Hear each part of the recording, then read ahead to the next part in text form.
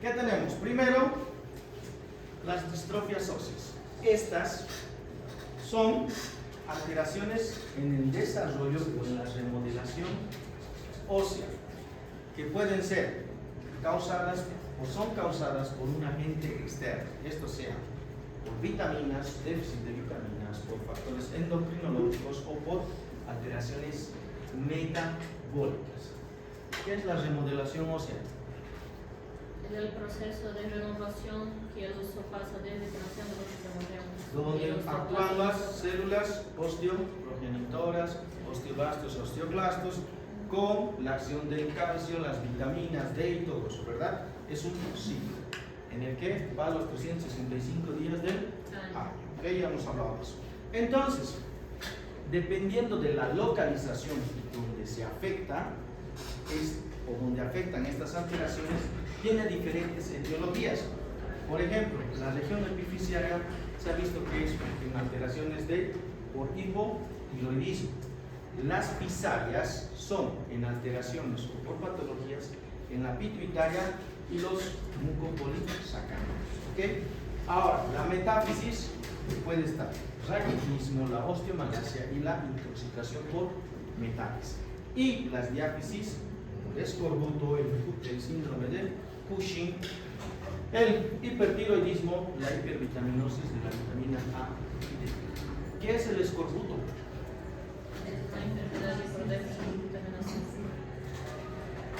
¿Y la enfermedad de Cushing? Hiperaldosteronismo. Secundario es el hiperaldosteronismo. ¿Qué es la enfermedad de Cushing? Hipercortisolismo. ¿Dónde se altera? ¿Qué se altera? La glándula suprarrenal, ¿correcto? Entonces eso te altera el ciclo del cortisol y la aldosterona. Ahora, tenemos con el hipotiroidismo, tenemos que facilita el hipotiroidismo lo que es la calcificación del osteoide y la osificación endocondral. ¿Qué es el osteoide? Osteoide, osteoma también se le conoce. ¿Qué es? Es la unidad funcional del oso con las células. Es la unidad funcional del tejido óseo, ¿verdad? Y la osificación endocondral es la que ocurre con formación de conversión del cartílago en tejido óseo. Y esto va a producir obviamente efectos en la maduración de ese tejido óseo, en ese fascio. Clínicamente tienes una fascie retinoidea, ¿ok?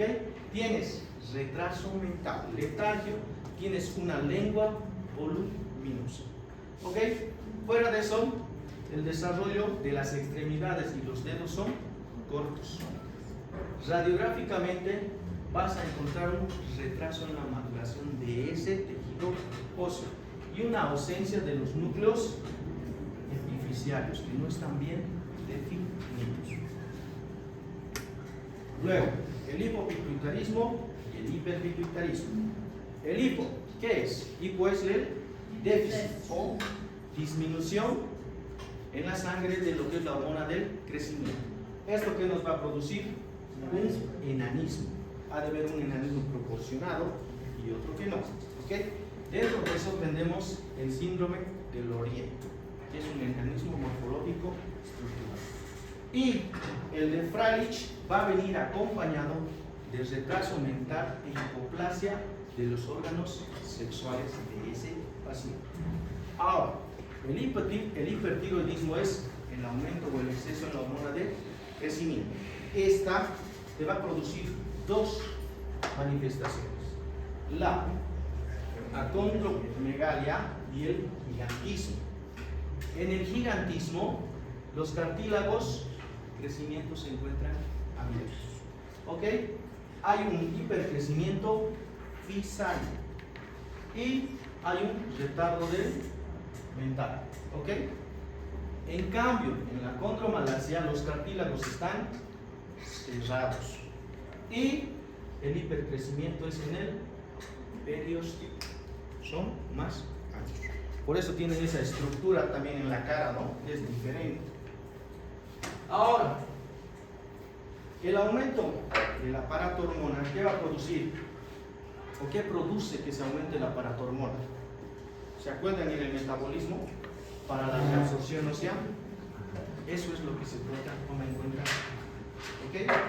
Eso va a ocasionar una disminución en el calcio.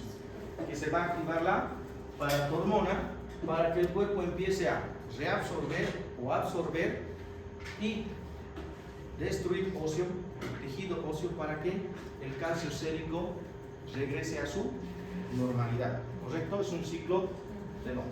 Entonces, esto, ¿qué puede estar o qué puede afectar? ¿Qué le puede afectar?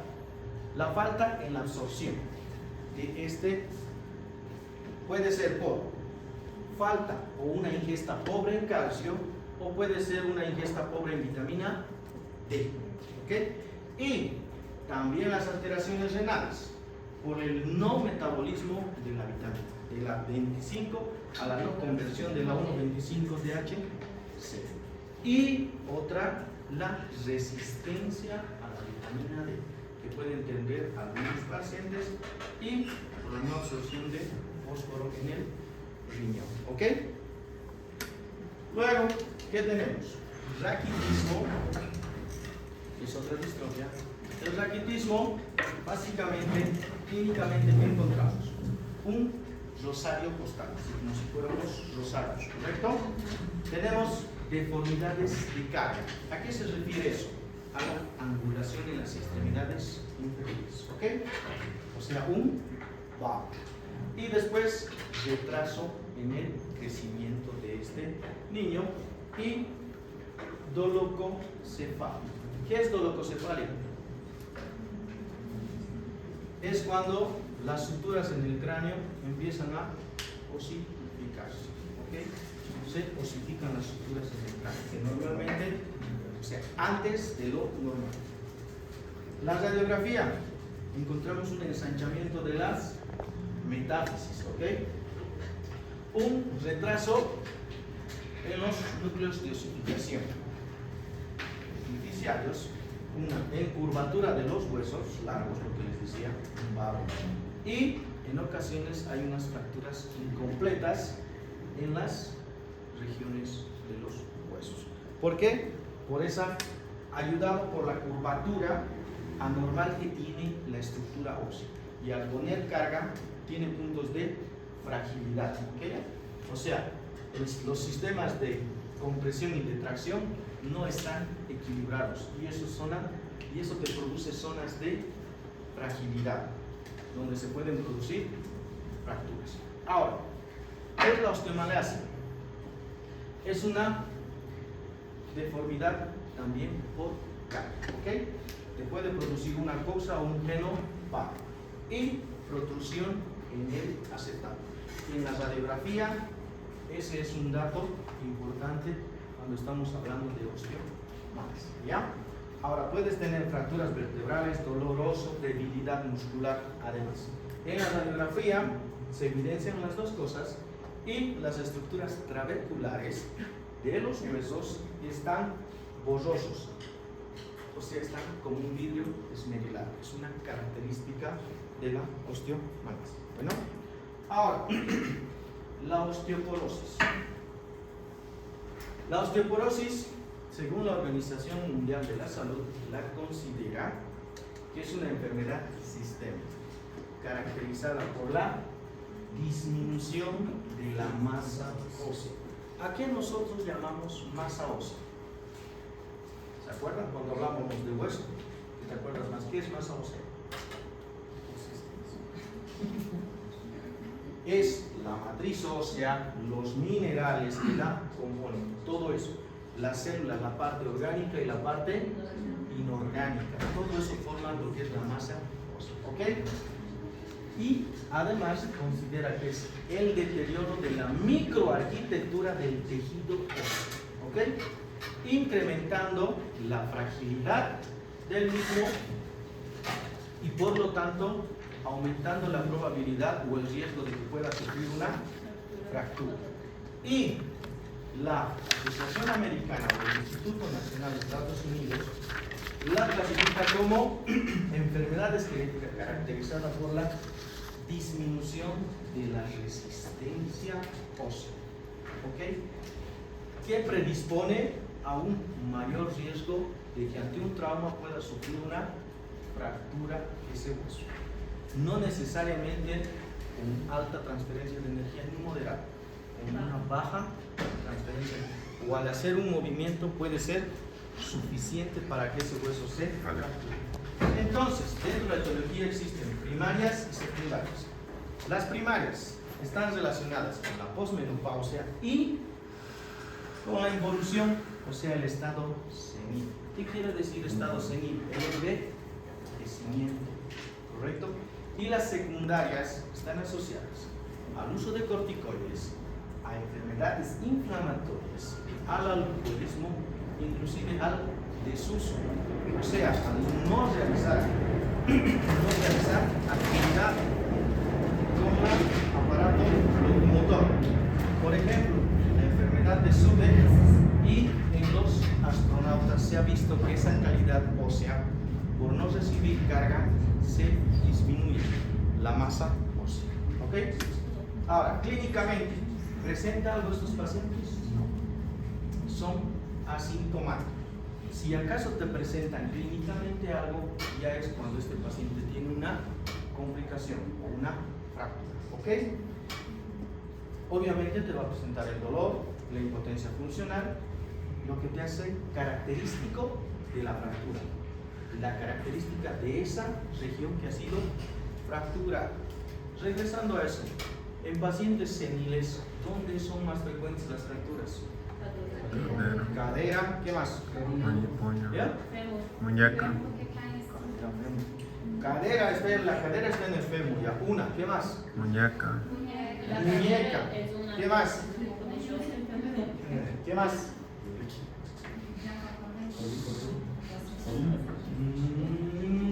No.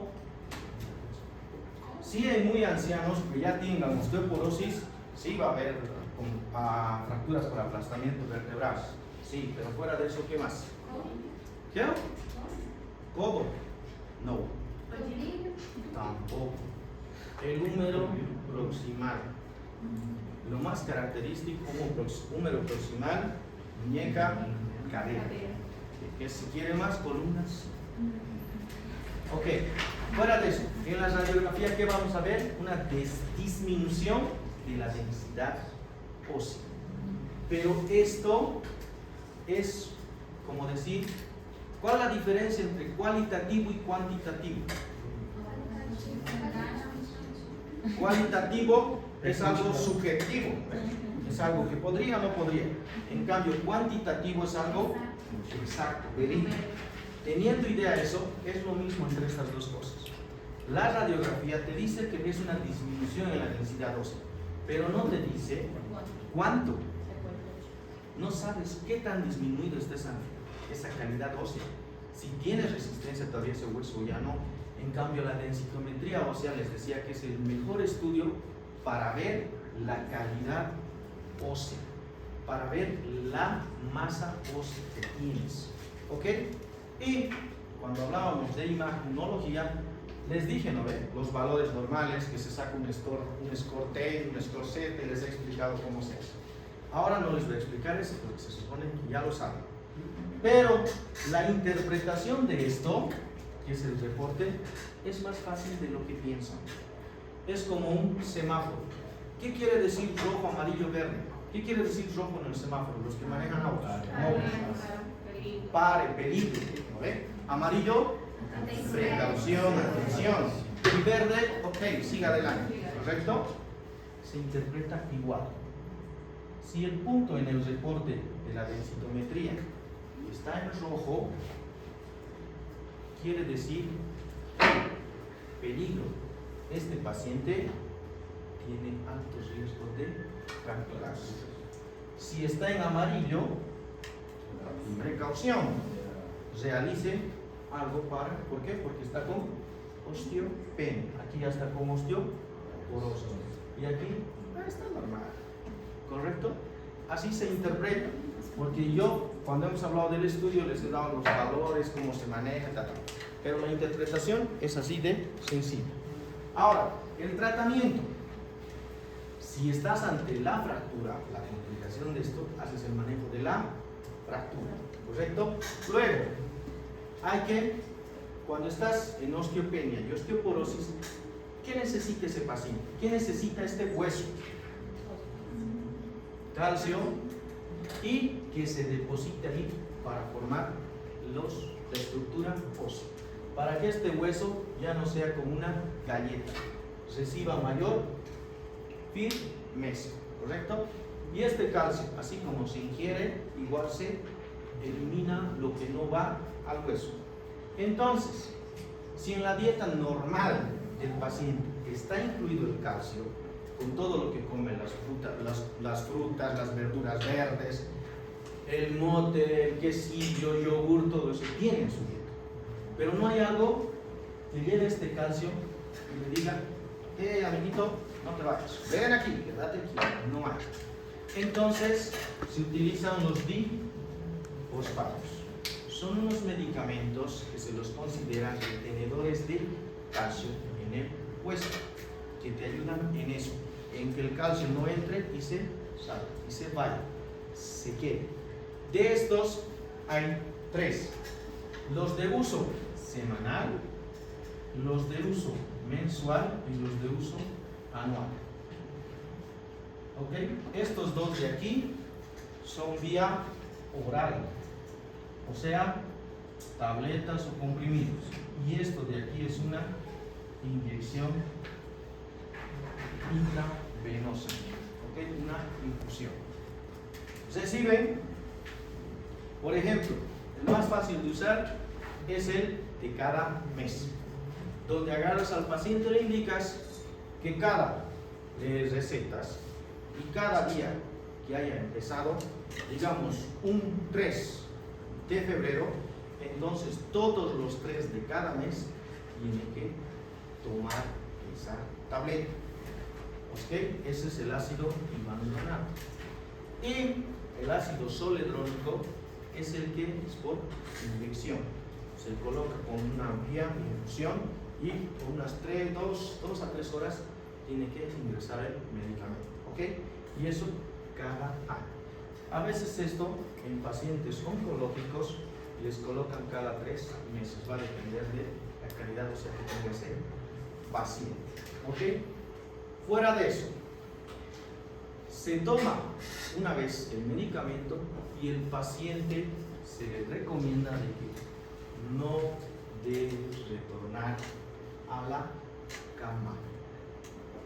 Una vez el horario que decide el paciente, se levanta, toma y no puede volver a su cama.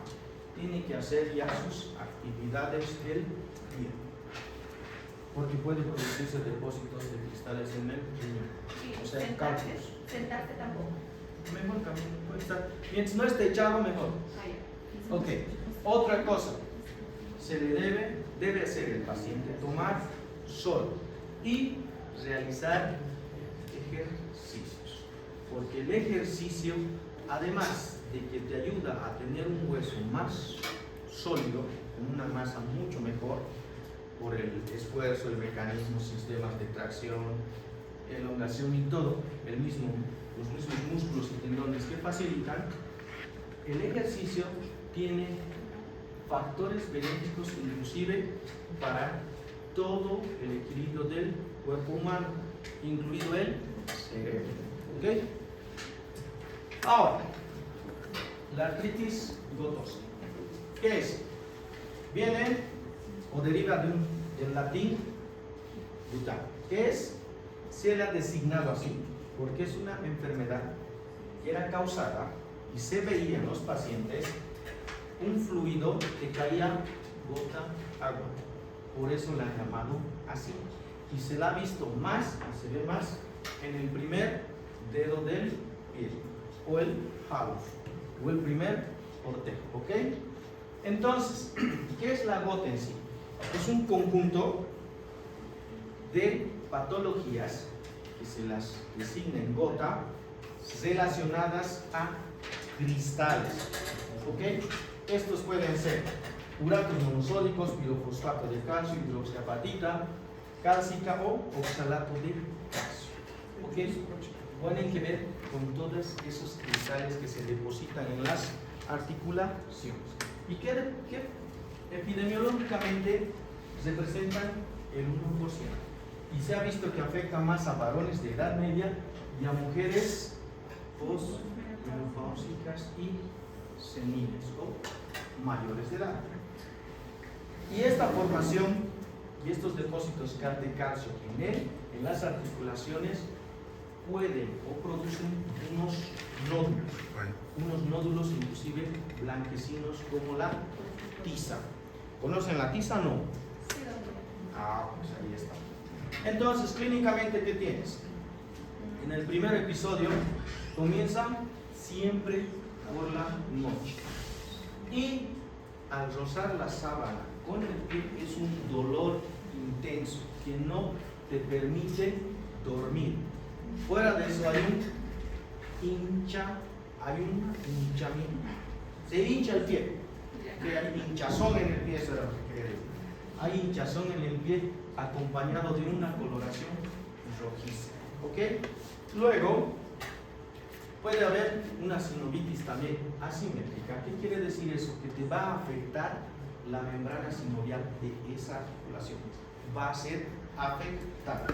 Y va a haber después la formación, en el segundo tiempo, la formación de tofos, la acumulación de esos cristales, como tiza, lo que les comentaba. ¿Ok? Luego, ¿qué pedimos a estos pacientes? Laboratorios. Dentro de los laboratorios, ¿cuál es el más importante? El ácido úrico, ¿correcto? Luego, tenemos un hemograma, una química sanguínea, PCR. Después, radiológicamente, ¿qué vamos a ver? Unas lesiones líticas, como el sacabocado, como la manzana de Apple, que parece mascada, ¿verdad?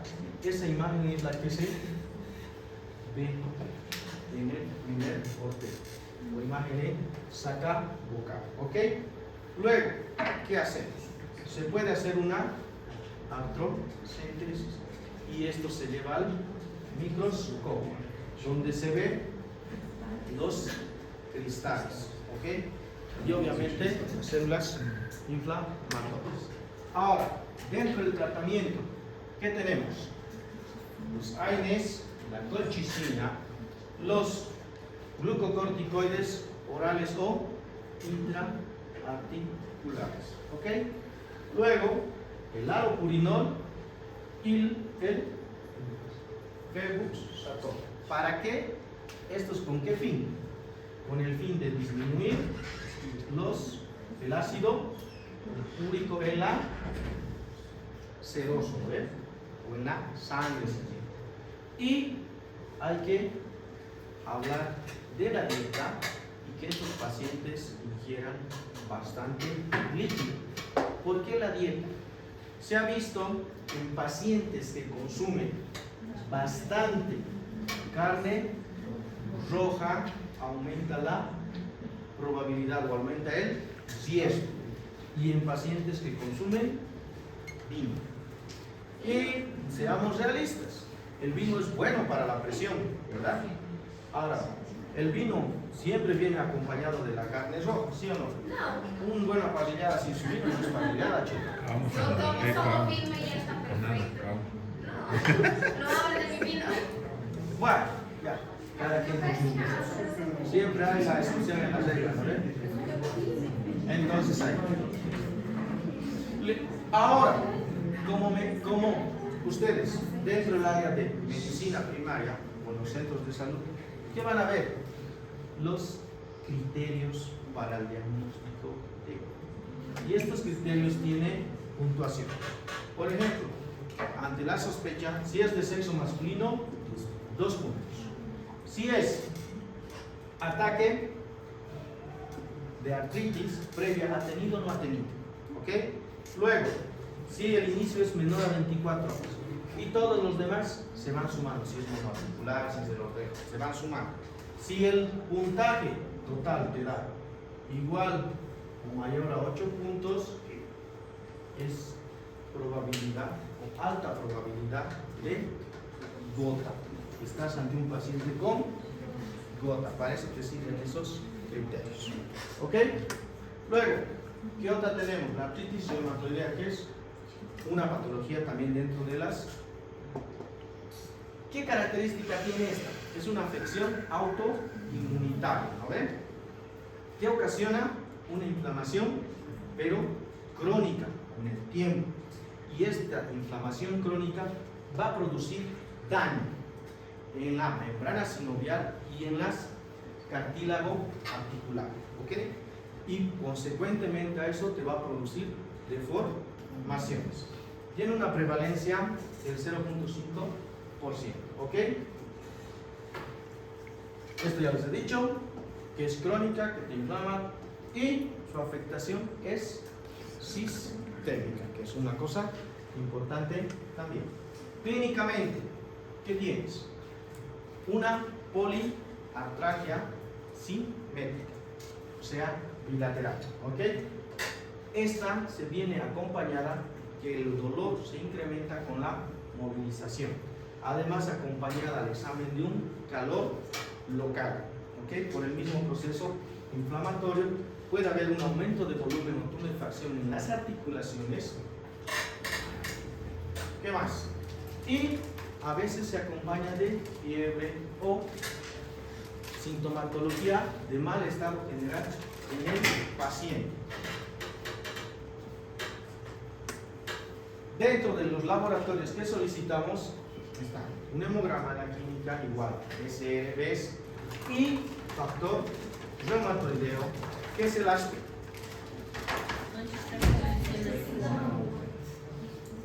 Ok, ¿y dónde vive esa? ¿Ese germencito dónde vive?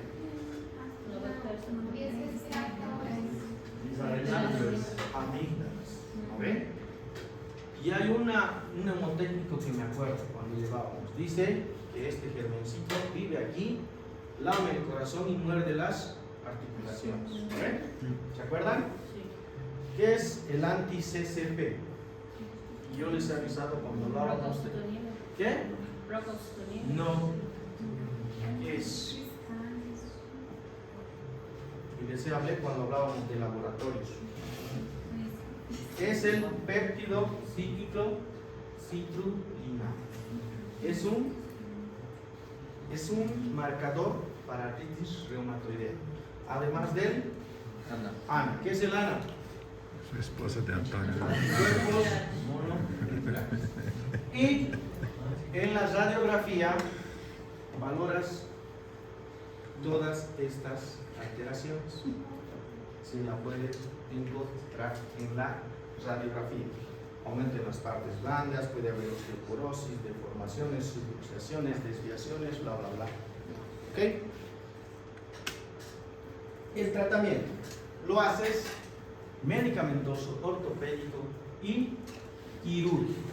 Dentro del medicamentoso, ¿qué tenemos? AINES y corticoides. Luego, los medicamentos que se llaman FAM. ¿Qué son esos? Fármacos antirreumáticos modificadores de la enfermedad. Y los biológicos. ¿Quiénes son los capos en utilizar eso? El reumatólogo, que dentro de los médicos internistas se ha dedicado a estudiar solo una enfermedad. ¿Por qué? Por las múltiples variedades que hay de ella. ¿Ok? Y dentro del ortopédico podemos colocar férulas o ortesis. ¿Ok? Esos aparatos ortésicos que alguna vez hemos visto en materiales. ¿No ven? Dentro de lo quirúrgico tenemos una etapa temprana y una etapa tardía, o de ya presente la deformidad. En la etapa temprana podemos hacer una sinovectomía. ¿Por qué? Porque hay un proceso inflamatorio con deterioro de la sinovial y liberación de los tendones. ¿Para qué? Para que esas deformaciones se corrijan. ¿Ok? Ya una vez instaurada la deformación rígida, se puede hacer artroplastía, artrodesis, tenoplastías y osteotomías. Las osteotomías con el fin de corregir ejes. las artroplastías en grandes articulaciones, como ser cadera y rodilla. ¿Para qué? ¿Con qué fin? Con el fin de mejorar la calidad de vida de ese paciente. Porque la enfermedad reumática, no olviden que es proporcional a la enfermedad, al daño, es el deterioro en la calidad de vida de estos pacientes. Estos pacientes pierden funcionalidad, pierden libertad de hacer sus cosas por sí mismos. Y las artroplastías actualmente se las hace en ellos, inclusive en más jóvenes. Y las artrodesis sí se requiere anular la función de esa articulación, porque la deformación o el dolor es muy importante y deteriorándose, no puede hacer su actividad. Luego, las osteoartritis, o también llamadas artrosis, que es una patología degenerativa, reumática, del cartílago articular. También es una enfermedad crónica, ¿ok?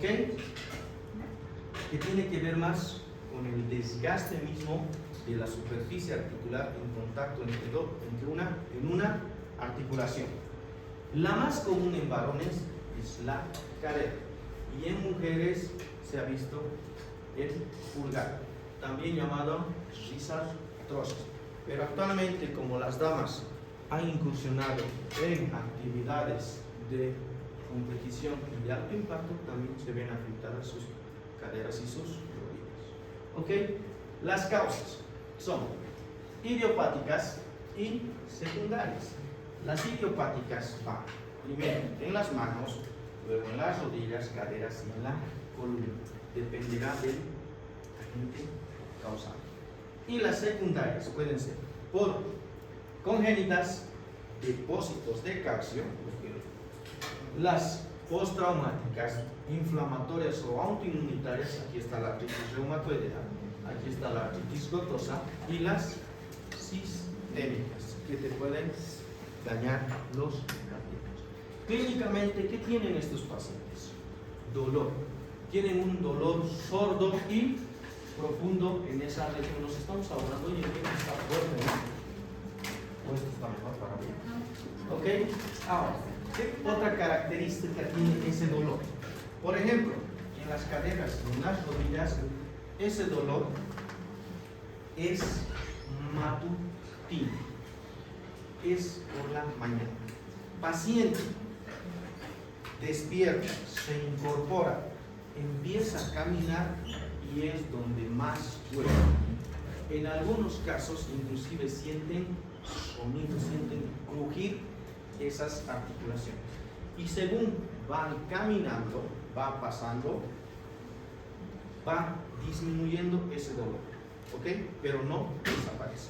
Si el paciente nuevamente se sienta por un tiempo prolongado e intenta incorporarse, nuevamente es ese dolor intenso, ¿ok? Luego, ¿te puede producir rigidez articular? Sí, es a lo que me referí. Incapacidad funcional, atrofia muscular, sí. Aumento de la temperatura en esa articulación, sí. Cuando más empieza a mover, empieza a sentir inclusive un calor, que refiere que tiene calor. Y más que crepitaciones son esos crujidos lo que siente ese paciente. ¿Qué más? Radiológicamente, tiene una clasificación radiológica y la divide en 4 grados, ¿ok? En la cual el grado 1 o incipiente, ¿qué ves? Una esclerosis. Una esclerosis subcondral. Es lo que se ve. Esta es en realidad una normal. La esclerosis comparativa es esta, ¿ok? Se ve, ¿no? Ahora, en el grado 2 ya tienes una disminución del espacio articular y su esclerosis. En la grado 3 ya puedes tener formación de osteofitos marginales. Y en la grado 4 ya tienes geodas, esclerosis, ausencia de espacio articular, osteofitos marginales, todo. ¿Ok? Así se ve en las radiografías la rodilla. Y la cadera se nota. Este es un grado 4. No hay Espacio. superficie articular. Está todo esclerosado. Tiene sus, ¿qué ondas hay? Y sus osteofitos. ¿Ok? En comparación a esta también es artrosis, pero es menor grado que esta. Porque todavía tienes un poco de tienes aquí esclerosis, tienes un pinzamiento, tienes todavía espacio. Y en la columna, ¿cómo se manifiesta? En la columna se manifiesta con deformidades de la estructura normal de la vértebra. Le sale como picos, y se llaman picos de lodo. Hay una esclerosis subcondral, hay una pérdida en la altura del espacio intervertebral. ¿Ok? Bueno, en el tratamiento se hace igual la búsqueda de objetivos. Aliviar el dolor, conservar lo más posible la movilidad y reducir al mínimo la incapacidad que te produce esta enfermedad. ¿Ok? Primero, con fisioterapia, dependerá del grado, el tratamiento es diferente. Se hace fisioterapia y se recomienda al paciente disminuir el peso o un control adecuado de su peso. ¿Por qué es importante esto? Esto es importante tanto para mejorar la sintomatología del paciente como para tener un mejor postoperatorio. ¿Ok? ¿Por qué? Les voy a poner un ejemplo. El mismo ejemplo que les pongo a mis pacientes cuando los veo en la consulta. ¿Alguna vez han visto los camiones que llevan cargas? ¿Verdad? ¿Sí o no? Sí. En un costado tienen un letrero que dice capacidad máxima, ¿verdad? Y en cada uno dice 500, 800, 1000, 1200, bla, bla. ¿Correcto? Dependerá del tamaño de la movilidad. Nosotros, es una comparación. Nosotros, según la estatura que tenemos, nuestro cuerpo también está diseñado para soportar un determinado peso. Si excedemos ese peso, ¿qué pasa con estos camioncitos? Si a uno que tiene una capacidad de 500 le ponemos 800 o 1000 toneladas, ¿qué pasa con ese vehículo? Acaba con la suspensión y amortecimiento. Eso, se acaban sus amortiguadores y sus neumáticos mucho más antes de lo esperado. Es lo mismo con nosotros, pero de nosotros se gasta ¿qué? Nuestras cartílago articular, el cartílago que se encuentra entre los dos huesos o tres que forman una articulación. ¿Por qué? Porque tiene que aguantar, soportar mayor peso. ¿Ok? ¿Y cuáles son las articulaciones de carga que se llaman en el cuerpo? La cadera, los tobillos y las rodillas. Esas son las articulaciones que soportan toda esa carga. ¿Y por qué es importante el peso? Porque uno, cuando va ganando peso, como es progresivo, nuestro cuerpo se adapta. Nosotros tenemos una capacidad increíble de adaptación. Entonces se adapta a ese peso y no lo sientes, te es imperceptible. Pero si tú agarras y levantas 50, 40, 50 kilos de golpe, vas a sentir esa carga de presión en las extremidades inferiores, inclusive en la espalda. Y es lo mismo. Algunos pacientes, pero no me molesta, después duele. Progresivamente les va dañando porque el cuerpo se adapta. Entonces es importante esto. ¿Ok? Luego, la fisioterapia también es importante, inclusive para el postoperatorio. ¿Por qué? Por la atrofia muscular que se puede producir por esta enfermedad que se les ha mencionado, ¿verdad? La fisioterapia te ayuda a mejorar el tono muscular y ese tono muscular te ayudará en una mejor y más rápida rehabilitación postoperatoria en tu paciente si va a ser sometido a un recambio articular. ¿Ok? Ahora, dentro del ortopédico, los AINES, los antiinflamatorios. Estos van desde el grado 1 hasta el grado 2, incluso al grado 3 de ayuno, pero en combinaciones. Las inyecciones intraarticulares. Estas inyecciones intraarticulares pueden ser el ácido hialurónico, también en el grado 4, donde ya tienes un desgaste importante de la superficie articular. ¿Qué se puede colocar? Un corticoide. ¿Con qué fin? Con el fin de producir una desinflamación rápida de esas estructuras y disminuir el dolor al paciente. Obviamente que esto pasa su efecto del medicamento y vuelve la sintomatología. Ahora, en el manejo, además de la artrosis, tenemos la parte quirúrgica.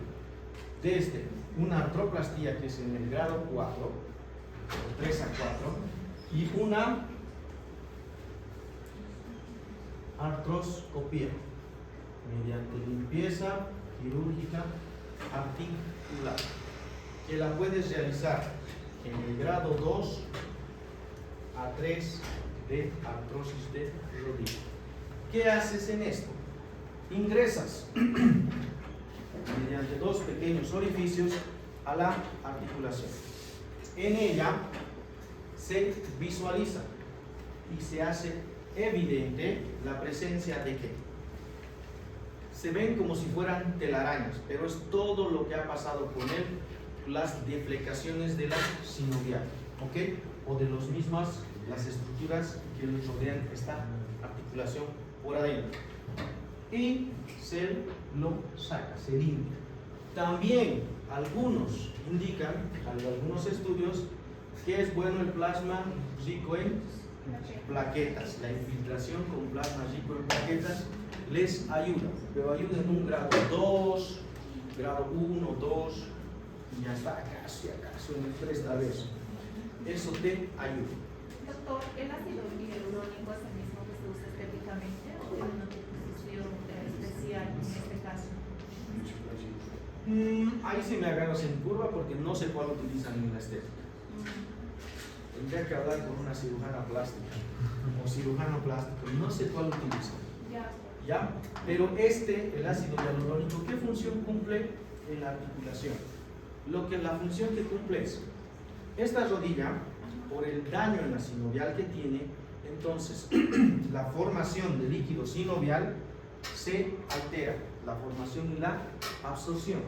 Es como que algunos lo llaman, como que les dicen, señora, se le ha secado su articulación, ya no tiene líquido sinovial. ¿Ok? Entonces, ¿qué hace el ácido hialurónico? Actúa como un colchón. Introduces el líquido y haces que haya un colchón entre las dos superficies articulares. ¿Ok? No te sirve tampoco para todos los grados. Grado 2, 3. El 4 es de indicación quirúrgica netamente. ¿Ok? Inclusive, actualmente hay estudios que están haciendo con células madre, que agarran y inyectan en el hueso. Se inyecta en el hueso. Y en el mismo hueso también algunos inyectan plasma rico en plaquetas. ¿Para qué? Teóricamente, como aquí están las células que se transforman, ¿verdad? ¿Se acuerdan de la anatomía del hueso en la parte distal? Que van migrando los condrocitos de verticales a horizontales para formar una capa lisa y todo eso. Dicen que teóricamente depositando allá se favorece esa condrocitosis. ¿Ok? Entonces estarían retapizando la carilla articular. Eso manejan eso los traumatólogos o ortopedólogos. El tratamiento va a depender de la causa que causa esto. Del grado.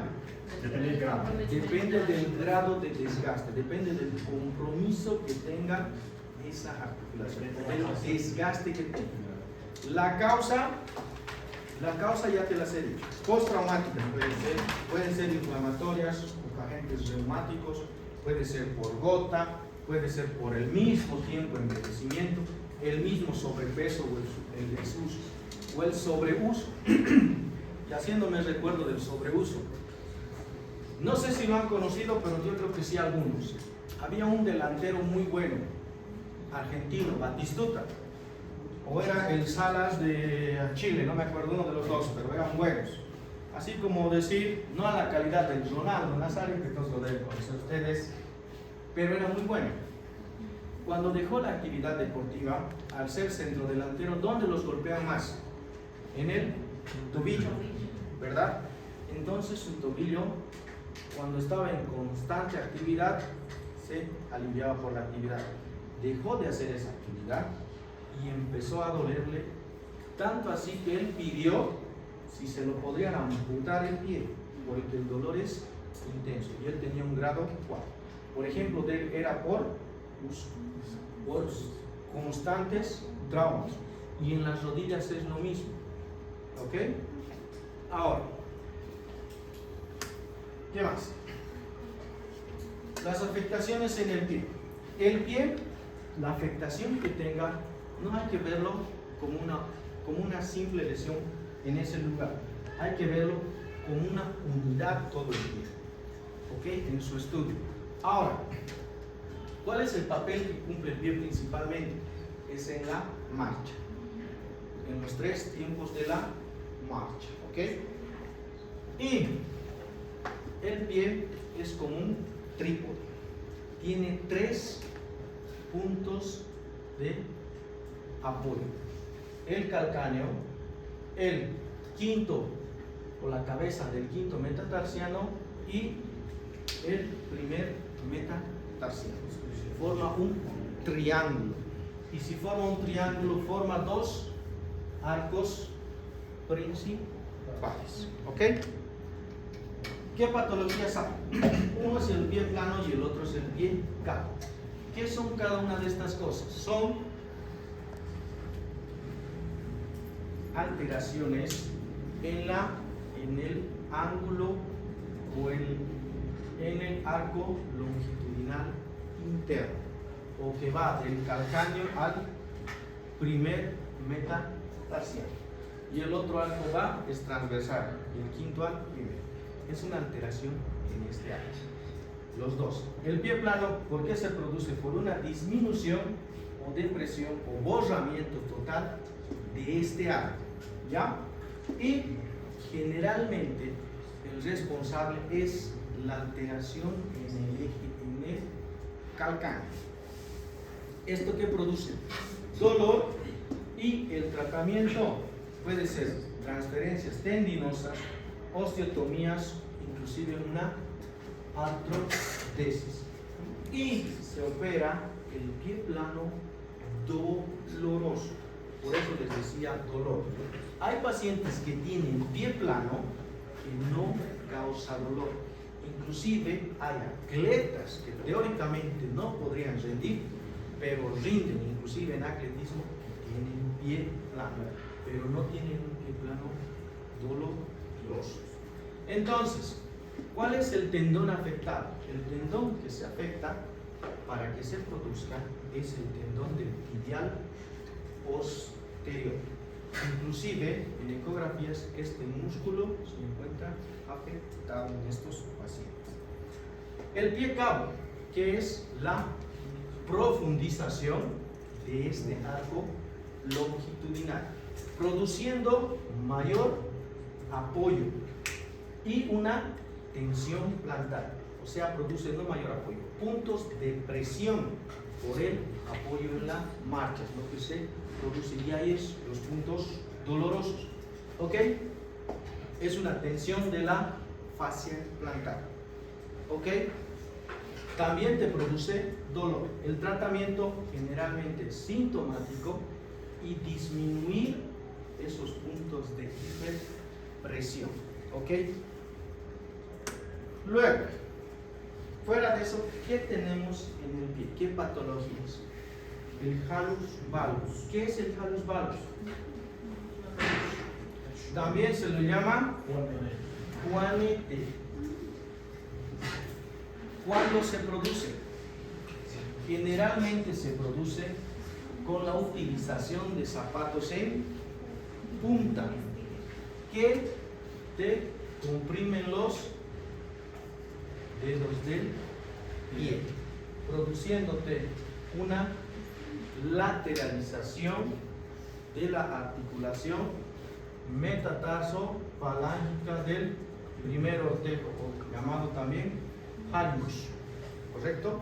Por eso se llama hallux valgus. También en el uso de tacón en punta por la presión, ¿ok? Ahora, esto, ¿qué encuentras? Encuentras clínicamente y radiológicamente una subluxación metacarpo o metatarso falángica estática o estructural. Se le toman radiografías para realizar unas mediciones y si es demasiado doloroso, forma callo y todo, hasta requieren en ocasiones no solo la utilización de separadores, sino de procedimientos quirúrgicos para corrección de eso, como capsulotomías, con osteotomías asociadas, dependerá del grado de deformidad. ¿Ok? Y otro que se produce fuera de este que es mecánico es los pacientes reumáticos. Además, ese pie va a venir con dedos en garra, dedos en martillo, ¿ok? De los demás ortejos. Bueno, las osteocondritis. Por ejemplo, la enfermedad de Sheber y la enfermedad de Correa. La enfermedad de Sheber. ¿Qué es una osteocondritis? Es una inflamación generalmente en los cartílagos de crecimiento y dependiendo de la región en la que se produzca y por el que la ha descubierto tiene diferentes nombres. La enfermedad de Sheber es un dolor a nivel del calcáneo o en el talón en la parte posterior donde se encuentra el cartílago de crecimiento. A veces se ven microfracturas en la radiografía y el tratamiento es sintomático. Fuera de las del pie, ya en la extremidad inferior, hay otra que se produce en la tuberosidad anterior de la tibia. Esa se llama enfermedad de Osgood-Schlatter. ¿Ok? Ahora, la enfermedad de Collier es una alteración en la irrigación que te puede producir necrosis del hueso escafoides del pie. Y este puede volver inclusive a osificarse. Se ve como una área esclerótica en las radiografías. Dentro de las talalgias, además, hay que considerar en el estudio lo que es la fascitis plantar y lo que es la enfermedad de Baxter. ¿Qué es la fascitis plantar? Eso ya lo han debido ver en la consulta si están yendo a sus prácticas. Es un dolor que se produce en la planta del pie. ¿Por qué? Precisamente del pie. No. Se dice fascitis plantar, ¿por qué? Porque en la planta del pie hay una fase, un tejido conectivo que nace del calcáneo y va a los 5 ortejos o dedos del pie. Esa es la fase. ¿Ok? Esto, con un trauma o por degenerativo, va perdiendo la elasticidad. Al perder esa elasticidad, ¿qué produce? Se acorta y produce tracción. Y el calcáneo, si tú lo ves lateralmente, empieza a salirle como un cuernito o una exostosis, que le llamamos que es espolón del calcáneo. Ahora, en parte tiene razón su compañera. ¿Por qué? Porque hay una rama nerviosa que viene justo por ahí, por delante de la inserción de la fascia. Y este espolón puede irritar ese nervio. Además de que el problema es en la fascia, si tiene un espolón marcado, puede irritar eso. Esto dependerá. El tratamiento, analgésicos, fisioterapia. ¿Fisioterapia en qué consiste? La fisioterapia consiste en hacer ejercicios de elongación plantar que te mejoren la elasticidad de esa fascia y región posterior de toda la extremidad, Aquiles, gemelos y el muslo. ¿Ok? Ahora, ese es uno. Y la enfermedad de Baxter es el atrapamiento de un nervio en su trayecto en lo que es la parte medial del pie, ¿ok? Entre los músculos. Esto es más propiamente del nervio. ¿Dudas, preguntas?